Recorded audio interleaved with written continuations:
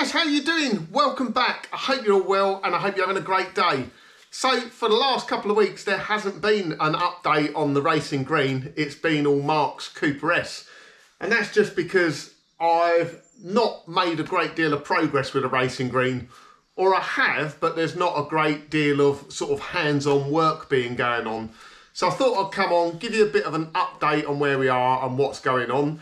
So the steering wheel, I sent that off to Elliot Price. I looked at all your comments. I think the vast majority of people had the opinion to go with the red stitching. However, there were a few that said, no, keep it original. The red will get dirty over time, etc, etc.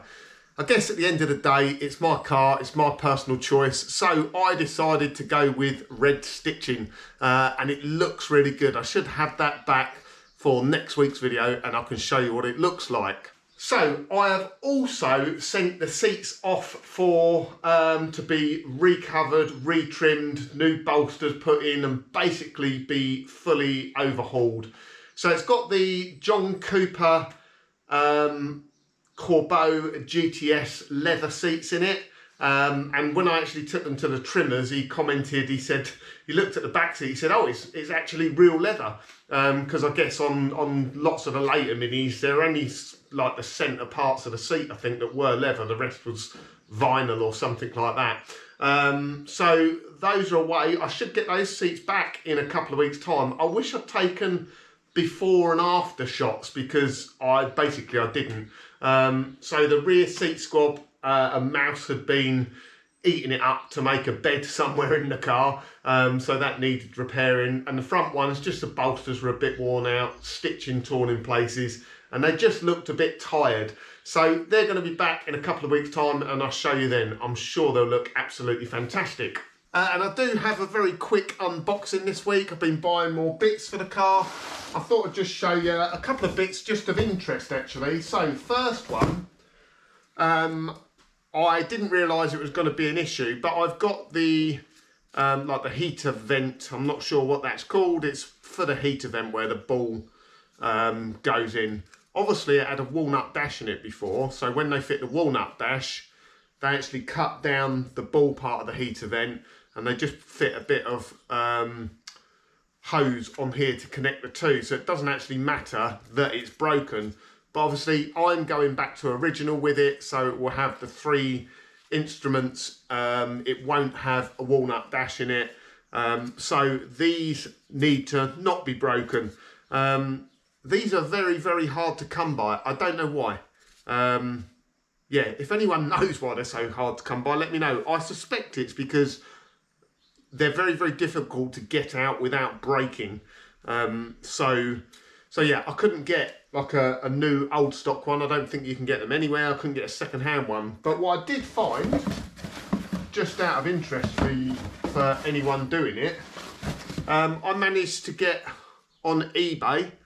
There's a guy that 3D prints them, and I wasn't sure how good it was going to be, but it looks absolutely spot on to me, to be honest. I mean, I don't know much about 3D printing, but I should think that takes quite a long time to run through the 3D printer, but it's all the correct or a good quality plastic material used. So they're 25 quid if you need them, and it's a exact replica of the original one. I mean, that's the great thing about 3D printing nowadays, isn't it, with classic cars? I mean, bits that are just no longer available. If you know someone that's clever, you can get them 3D printed. So, I've been buying some body shop supplies. So, as you can see, actually, I've got the Racing Green. I'm starting to mask it up because my next job is going to be to start painting the car. I'm going to start with the roof first. So I'm going to paint the roof first and then do the rest of the car. And the reason I'm doing that is because the roof is going to be Rover Diamond White, which I believe is the original colour it would have been in. And what can happen is when you paint the roof, you get some runs down in the corners of the seams. So obviously, if I paint the roof first, if I do get any runs, it doesn't matter because then the whole car's going to be painted. Whereas if I do it the other way around, it's going to be a problem. So the first thing I've got is this it's not masking paper, it's like plastic sheeting, but it's really, really clever. It's really useful stuff. You can obviously see it on the car here, and it's just come folded over, it's taped at the top, you just run it round, unfold it, and the car's all nicely masked up. So I've got that in the 2 different roll sizes. Oh. And then I also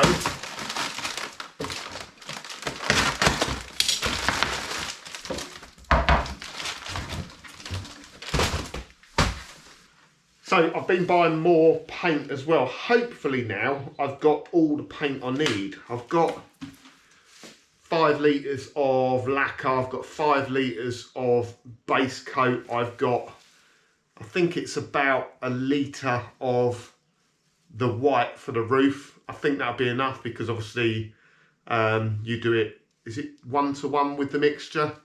Might be 2-to-1, but either way there's at least, that should make up 2 litres of paint, which should be plenty to do the roof.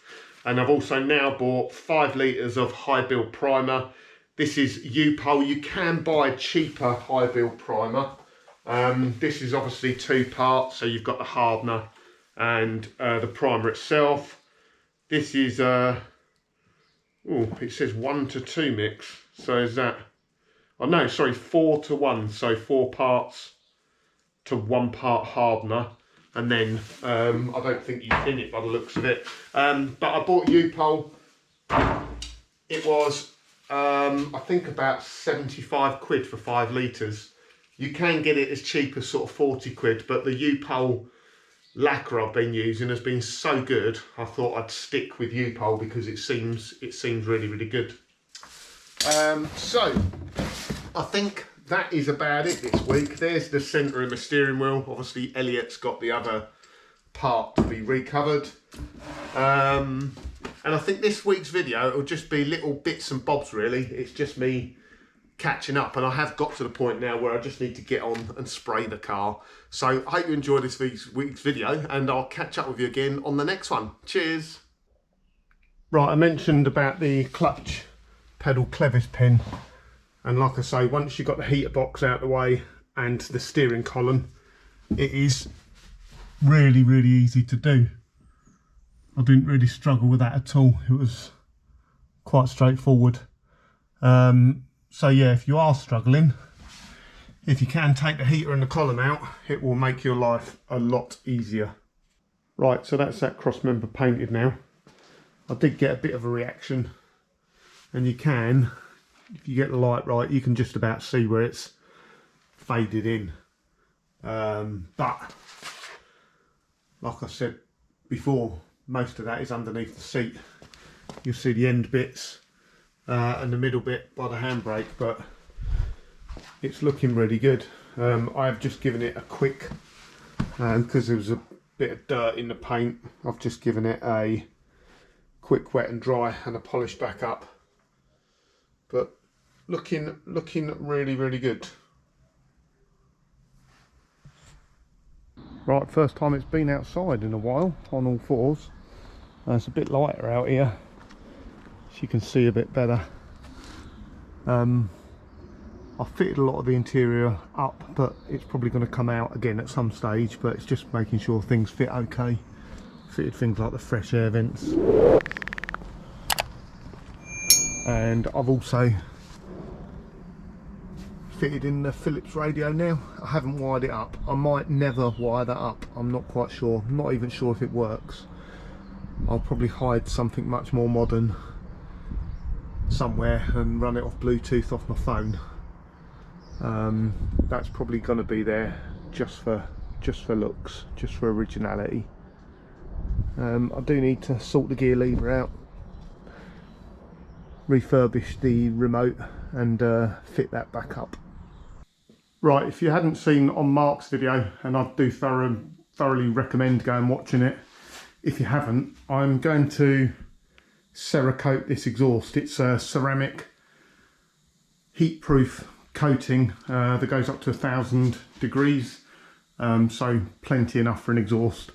I'm probably not doing it quite the proper way, because you're meant to sandblast it first and then and then apply the coating. But I haven't got a sandblaster and it's a brand new exhaust, so I have keyed it up with like 80 grit, wet and dry, and then I have just been over it with the blowtorch, because they recommend you heat it up to get any moisture out the metal.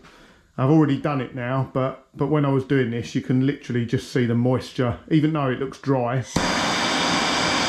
can see the moisture evaporating out the metal as you go along. So like I say, I've already done that, so there's no moisture left. I've just got to put the spray gear on and give that a coating now, and hopefully it'll all be okay. Right, there we go, all done. It's awkward spraying an exhaust, just because of the shape of it and getting all the nooks and crannies. It seems to have gone okay. I used 100ml, just under 100ml. I put a tiny little bit back in the pot, and that was 2 coats. It felt like it wanted more paint, but I'm not sure, to be honest. It does only say 1 to 2 coats in the instructions, but it is the fumes it gives off are really, really nasty.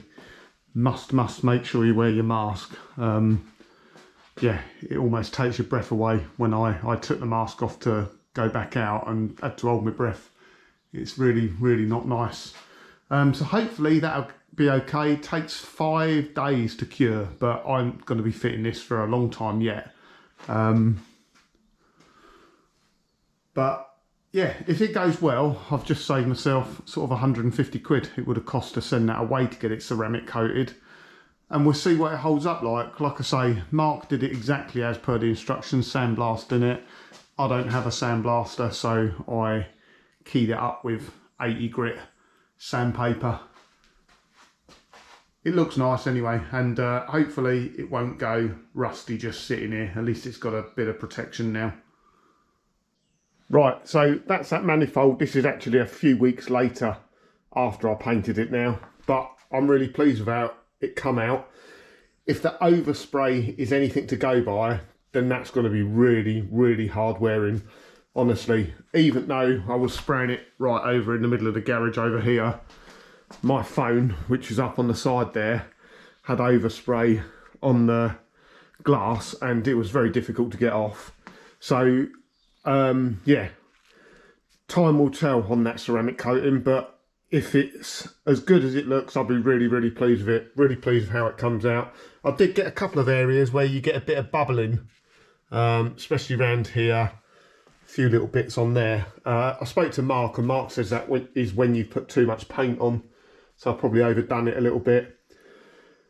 I could rub it back, apply it again, etc, etc, but I just, yeah, it's Mark's paint. I don't want to use too much of it. It's expensive stuff, and I'm not really worried about a little bit of bubbling here and there. Really, it's just to give it a bit of protection and stop it rusting. But I'm really pleased with that. Again, like Mark, probably saved loads of money, because that would have cost upwards of £150 to send that away and get it professionally ceramic coated. So I'm really pleased with how that's come out. Sometimes I'm a grade A numpty, so that 3D printed heater fresh air vent I messed up. Let me show you what I've done. I knew this already. I'm such a numpty. These are sided, so they have L and R embossed on them at the bottom, and it's even on the 3D printing, it's got the L for left hand side on it. So as you're looking at the car, left hand side, that side, right hand side, that side. So they're sided.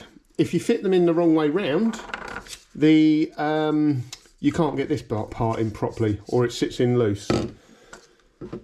So as I'm fitting this one, as I'm comparing it with the old one, I notice it had an R on the bottom of it. So what I've done is I fitted them the wrong way round when I've reassembled the car. So I've put the right one on that side, left one on that side. And what that meant is that side was broken and it wasn't fitting properly, and I thought it was because it was broken. So I've ordered this, and then actually in the end all I needed to do was swap them left to right, because when they're fitted correctly, even though the original one is broken, that goes in okay. So I ordered this for nothing, 25 quid down the drain. But I did learn something here, and I've messaged the eBay seller back. Basically, when I went to fit this, I actually broke it. So for a minute, I was in a world of pain, because I thought, oh no, I've messed up just because I've ordered the wrong side, and then I didn't need to do it anyway. So I've proper wasted money. But when I come to fit it, these lugs, I don't know how well you'll see that because it's black on black. These lugs wouldn't locate in these holes round there. And I had to go round with the Dremel and just very, very slightly enlarge this hole at the bottom, so on all 4 lugs, so it went in okay. So if you do order one of these, I would recommend trial fitting it first, just making sure that the vent goes in and that it locates okay, because it didn't with me. I forced it, it broke the lugs off. Luckily, the way it's 3D printed, a bit of super glue, and it held back on again perfectly. So, moral of the story, fit the right sides, and then I actually don't need this part now. I'll save that for another mini restoration.